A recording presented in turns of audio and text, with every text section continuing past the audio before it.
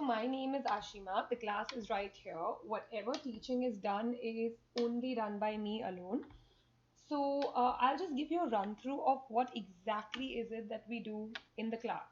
And also, I will show you the work of the kids as well so that you have an idea as to what I probably need from your end. So the class caters to the language of English. It's divided into three parts. You have comprehensions, which is fiction and non-fiction. You have grammar and you have creative writing.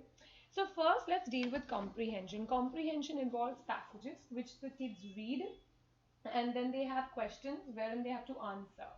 Now, when we do fiction and non-fiction, they're exposed to different kinds of writing, informative and imaginative.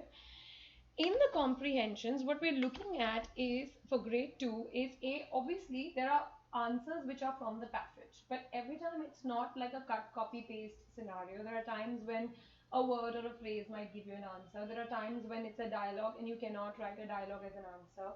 There are times when the kids enhance an answer by using vocabulary that's learnt in class. And there are times there are opinionated answers wherein based on a passage or a story the kids have to answer based on whatever their opinion is about the comprehension. So if to just give you a gist, like for example, this is one comprehension which was done in class. It's the rainbow fish. Basically, she's a very mean fish. And so if you see how we go about, the answers are discussed in class. Every child is given a chance to provide an answer so that we can work on how they are thinking. So for example, over here, where did the fish live? If she wanted, this child, she could have directly just marked an answer and probably copy pasted it over here. But if you see that the relevant answer to this question is just this phrase, and in the class we write FR for anything which has to be framed. So the child understands that okay, this I cannot cut copy paste, I need to frame it, and then they'll frame it in the way it is given over here. Yeah, they also explained marking scheme, that if I say 1 mark, what does it mean? If I say 2 mark, what does it mean? How much information to give, how much to remove. Secondly, okay, then going further also it's really important. We notice that many times in comprehensions we don't start the answers using pronouns he, she, it because it renders the character confused as to what character are you talking about. So if you see again, she in her answer 2 has crossed the her and written the name of the character. So these little things make a difference because then they become like your a part of your answering structure throughout. Now over here it's written, did the rainbow fish have many friends? She's blocked many because here she said that can I replace the word many by a better vocabulary word that I have learned in class. Now she's written innumerable, but it's not necessary that to each his own. Whatever anyone is fond of or finds it easier to spell, they accordingly will pick up the words they're convenient with, comfortable with, and they will replace it. Now, even here, answering as per structure. So it says, who did the rainbow fish visit for advice and why? But in our passage, this is given vice versa in the story. Like over here, it says the fish was unhappy and lonely, and it says it visited the wise octopus for advice. So if you notice, we've written 1 and 2 over here on top for a simple reason is because the question what it's asking me, the first part is below and the second part is above. So answering it as per how the question is asking is more significant than just cut copy pasting and placing the answers. So these are the techniques that are taken care in comprehension when the kids are solving it right here in class. Going further, obviously, is grammar. Grammar is a wide array of topics. See, for kids as young as 9, without grammar, creative writing becomes like an enemy because A, any which ways there's a struggle for them to think what to write. B, there's a lot of grammatical errors and sentence structures that have to be worked upon. And also, most importantly, is when we do grammar, it is not limited to okay, if it's a grammar question, then you can probably give me an answer. It is done in a way that it can overall impact the way you're talking and writing.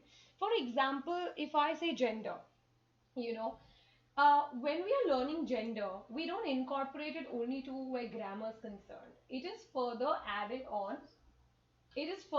on even in your creative writing. Say if I talk about, going to a zoo, or if I even talk about going to a park, all right, while we are commonly associated with seeing ducks, but if the child lands up including duck and drake, it becomes a little bit more interesting for them as well. So whenever we are doing grammar, it's immediately connected with a creative writing. So we see that, okay, how the application is not only when you have to do a grammar related topic, but also if I'm speaking and writing a story or anything pertaining to that, you know. Okay, going further, the most important part of the class is creative writing. That is what this class basically really tries to reach out to kids. So with creative writing, the class is divided into parts wherein you have vocabulary and you have styles of writing. For grade 2, we have similes and a little introduction to idioms. Now I'll tell you how we go about this process. Now vocabulary is basically learning a better word. Okay, so we teach the children to get rid of the easy word and focus on the better word. And then application. The similes are when I'm comparing one thing to the other. For example, instead of the tree is tall, you talk about the tree is as tall as a tower, as tall as a skyscraper, as tall as a giant, whatever they deem is correct or whatever they want to create it as. Then we also, because you've worked on vocabulary, we can also have a twin effect. Twin effect as in the child probably has learned a better word for happy. If the simile for happy is as happy as a lark, we can make it better by changing the word happy and putting in a new word and saying as cheerful as a lark. So this serves a two-in-one purpose of using your vocabulary and applying that in a simile as well. Now, this is classwork as to how we go about in the class. So we use a lot of videos because look, whatever I'm going to talk, you might probably forget in the next half an hour. But whatever you see is something that will stay with you for life.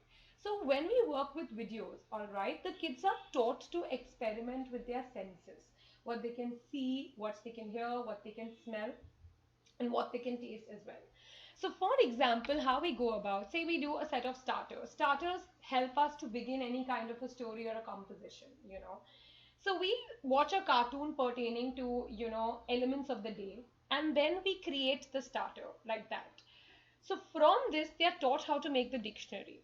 The dictionary means, okay, they are taught this in class. The bracket word first, the new word second. So if it's written, it was a glorious day.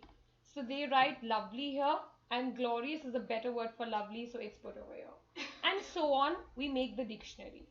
After the dictionary, for grade 2, we have the spelling table, okay, wherein they're given practice of these words so that they can get the correct spelling of that. Then comes the application. We have a step-by-step application. First are just basic sentences. It is a lovely day. Now you replace the underlined word with a better word that you have learned. Again, this is to each his own and no repetitions. So if we have lovely here, we have lovely here. She's used glorious here and marvelous here. Similarly, to each his own. So this A helps them to develop confidence. Okay, I know or I'm aware of something. This part is also encouraged when you're talking. So please, when they are talking in words which I'm sure you all know, but just act a little surprised and oh my god, I didn't know what this meant. So this will encourage them further to be more hungry to learn and apply just to show off. Yeah. From here, okay, as we have learned these mini paragraphs, we teach them application. Now, if you've written the starter, how can I use this starter? So if we go with an image, wherein say this is a picture of kids at a picnic. So over here, see, we focus on the elements. There's a sun shining, it's a daytime. So that starter could help us to, begin something rather than directly picking up points from the picture about, the child and the mother and the father. So then we club it together. Like we've used the starter over here about the sun and the birds, and then we are talking about a girl. What the girl is doing, named Tina, and her dashing brother John were enthusiastic. For everything that we write, we have the new word and the bracket word so they understand what are they using and where it can be used. Once the sentence phrase gets over,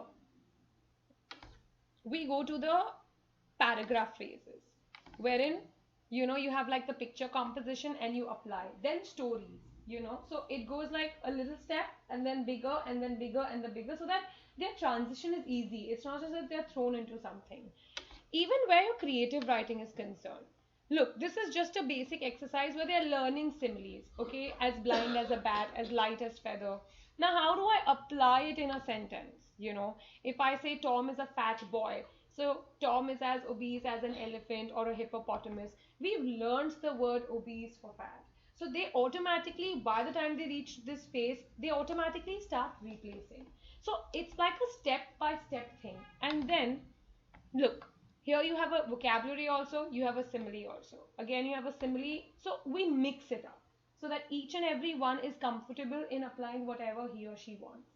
The writing assignments then start alternating, wherein one is a vocabulary application like this, and the other are could be a video, a cartoon video that I send across on your phones, or it could be just pictures and points. Like for example, here they had to make a story out of, so she's a girl, she gets a lot of things from her parents, but she doesn't keep things properly, and then her favorite book gets lost. So just to give you a small gist, so we give them points like that, and then they work on how are they supposed to go about. So now she has given a starter about it being a glorious day, about in a big city, Mumbai, there was this girl. Her beloved parents purchased innumerable toys, books for her. She was fond of reading books. She's not directly gone like, okay, there were her parents gave her books and she loved reading. So we start working on these elements, that how do you connect. Just because I tell you birthday party doesn't mean I went for a birthday party, I ate, I played, I came back.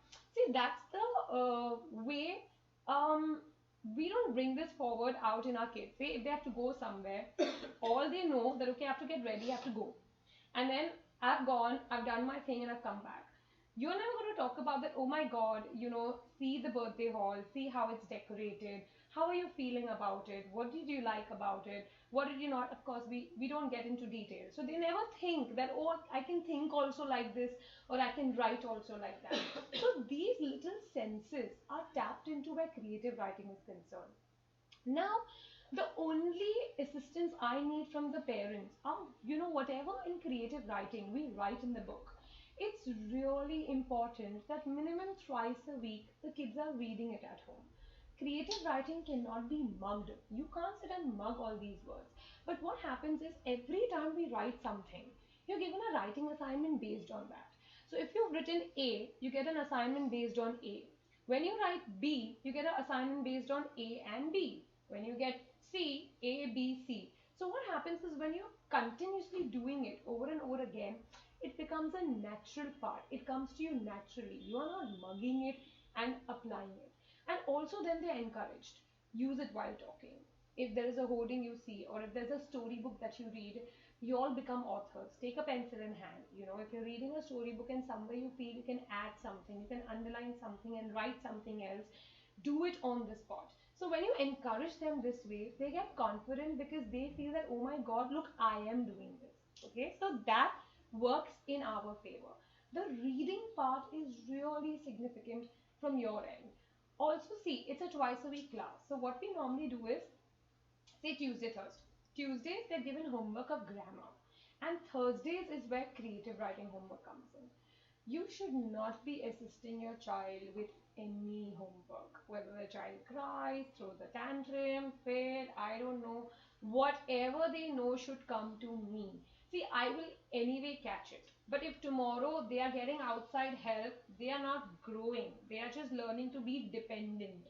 My strategy is to help each one blossom to their capacity. There's no comparison. By the end of the day, they all will bloom in their own way. If you take the reading bit seriously, you'll see a change in one class. That's all it will take. And see, this is their fundamental learning years. If they start this process like this now, growing further, they'll become completely different in terms of their understanding of the language, their application, their speaking. So this is really important that this is where I need your help. Grammar, comprehension, no help from your end needed. Creative writing, I need them to, take that book and read it like as if it's a storybook, because this is something that will help them from an educational point of view and from a general perspective as well. Yeah. The class, you will be given a book and a workbook like this. The workbook contains all exercises. They'll be guided as to when to do what homework. Suppose if the child is unwell, missed a class. I don't have multiple batches, one batch each age group. You will be sent the recording of that day's class. Yeah? Watch the recording, let the child do. Say, suppose the child doesn't understand something, it's fine. Bring it back to me. In this class, the only relationship with teaching is me and the child. No second person, no third person. Also, we have two assessments in a year. One is before Diwali and one is before March. We were closed in on 31st March. These assessments help us to know how the child is performing, where the child stands, what more can be done to improve the working of the child. And of course, these exams are followed by open days wherein I meet you and I give you an update as to their process. Yeah. Sometimes, if it's too overwhelming, say you're out, you have a party, you have an exam, and the homework is not done, okay, it's all right if they submit it to me in the next class. But I'm not going to be telling this to them. So, till your knowledge, you can be okay, but I am not going to be like, no, it's okay, you give it to me next class. I will be a little strict because ultimately the kids come in a group. I don't want the teacher didn't do anything to influence the others as well. Because look, right now is their fundamental time. Up till the age of 8, these kids can grasp beyond your capacity. In fact, I promise you, they'll end up teaching you things which you probably were not aware of. So, that is the only support I need. Please drop the kids up in the class. Yeah, I will not be sending them down alone to stand unless you drop a message and say that, okay, please send the child down. Please be punctual. It's a 1 hour class. So if you're 10-15 minutes late, your child will miss out on the crucial explanation part. Yeah. Is there something that you want to ask me or know from any of this process? What about the reading books? You So just said yeah, reading the books. reading books is very see, it's a habit which is good. But in my perspective, from a point of view where I want to mold the kids and grow the kids, I want them to read at least whatever we are doing in class. So what happens is if they read a book, it's excellent. Don't get me wrong.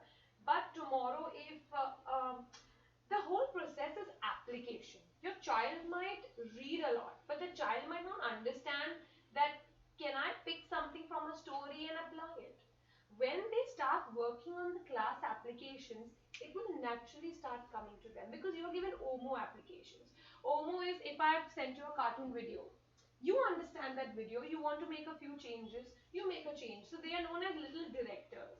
So they become a director and creator of their own story. So if they want to take the same characters, do they want to shake the story up a little? So it's a step by step process. So that's when they understand application, not just reading. They just read a book and they're just like, yeah, okay, I've read a book, but they don't understand what are they supposed to do next, by using that idea and putting it in their writing process or even speaking skill for that matter. So this is where I really encourage that at least whatever we do in class, my book, that should be read diligently. Uh, Sorry. No problem. Yeah. So the teaching would be through the ICT or Always. always, not on the Always. No, I don't use whiteboard. except for the projector. The teaching will be through.